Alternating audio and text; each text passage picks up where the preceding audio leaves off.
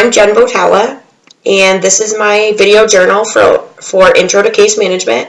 Today is Thursday, April 27th. The first question that I was asked to answer is what my opinion is on the therapeutic value of connecting and joining with a client. So I believe that engaged clients are more likely to bond with therapists, counselors, or case managers.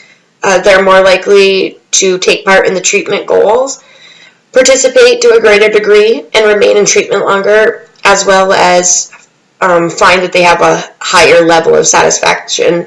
Excuse my cat.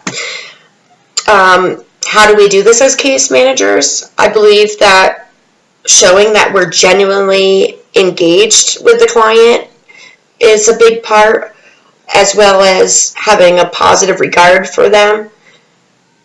Showing them empathy, care, and compassion, and communicating with them clearly goes a long way in connecting and joining. What are some of the tools that we use? I would say that, focusing directly on them when they're in the office, building a structured chunk of time for while they're with you,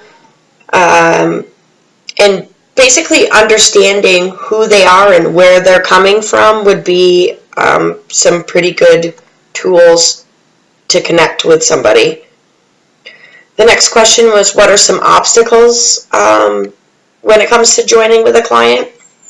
And I believe that clients can be very resistant at sometimes, like if they don't want to be where they are, maybe it's court ordered, or when they're meeting with like an economic services case manager, they don't really want to be there asking for the supports, but they have no other choice. So I feel like in those situations, they would be a little resistant.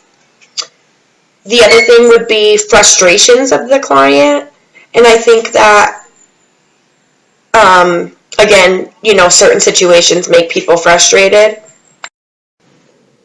The next question is, how does a strength-based perspective contribute to the connecting and joining of a client?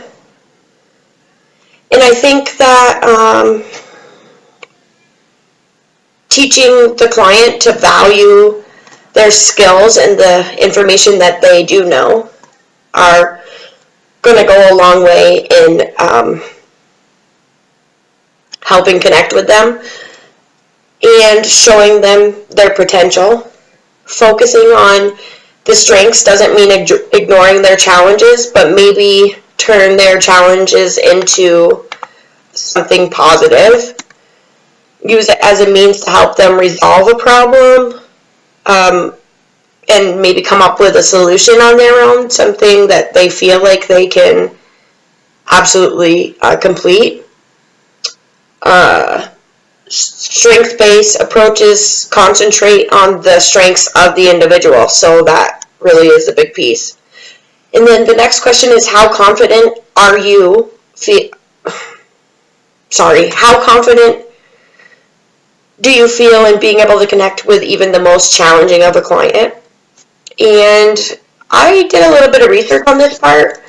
Through the whole thing I did, but so I think personally that I do have the ability to connect with people. I can read people pretty well, and so I think one major thing is to, if all else fails, try to find a way to connect with them on a personal level, even though that's probably a little unprofessional, but like find something out about them and use that to your advantage. For instance, if they like to snowboard, talk to them about a certain type of snowboard, see that they can make that connection with you, and then they might start seeing that this really isn't a bad relationship to have. Mirroring them, and matching. They're good building blocks for good rapport with people. I actually read something online that said that if you mirror a client, once you get a little bit of rapport built with them, you will start seeing them mirror you back. Sit exactly as you're sitting, and that type of thing that lets you know that you've actually connected with them.